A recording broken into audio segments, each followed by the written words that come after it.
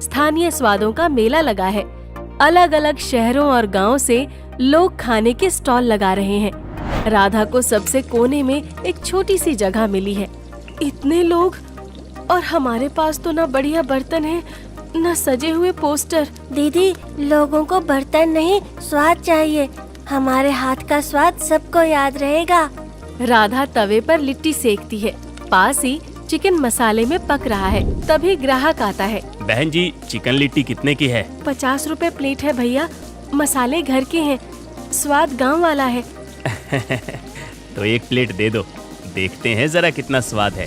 वो पहला कौर खाता है और मुस्कुरा उठता है। अरे वाह, ऐसा स्वाद तो गांव के मेले में भी नहीं मिला था। भैया यही तो चाहती हूँ, जो खाए वो भूले नहीं। राधा के बगल में एक हलवाई रमेश बैठा है, जो नामी मिठाई की दुकान चलाता है। उसके पास भीड़ कम है। देख रहा है, कल तक जो लड़की पटरी पर थी, आज हमारे बगल में भीड़ जुटा रही है।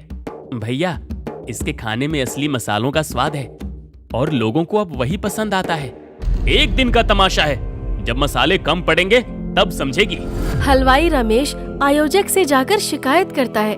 भैया, ये लड़की बिना किसी कागजी अनुमति के दुकान चला रही है।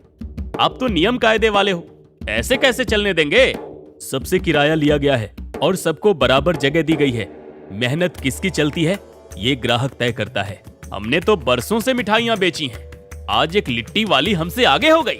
भैया, अगर स्वाद में कमी हो तो बोलिए, मैं आज ही बंद कर दूंगी। लेकिन अगर मेहनत से परेशानी है तो उसमें मैं क्या करूं? देखते देखते सबसे लंबी कतार राधा के स्टॉल पर लग जाती है। राधा थकी हुई है, फिर भी चिकन तवे पर भून रही है। सोनू पैसे गिन रहा है। दीदी, आज पूरे 36,000 रुपए कमाए हैं। हमने तो सपने में भी नहीं सोचा था कि हमारी लिट्टी एक दिन मेले में सबसे आगे रहेगी। बहन जी, अगले महीने शहर के बड़े आयोजन में भी आपको बुलाएंगे।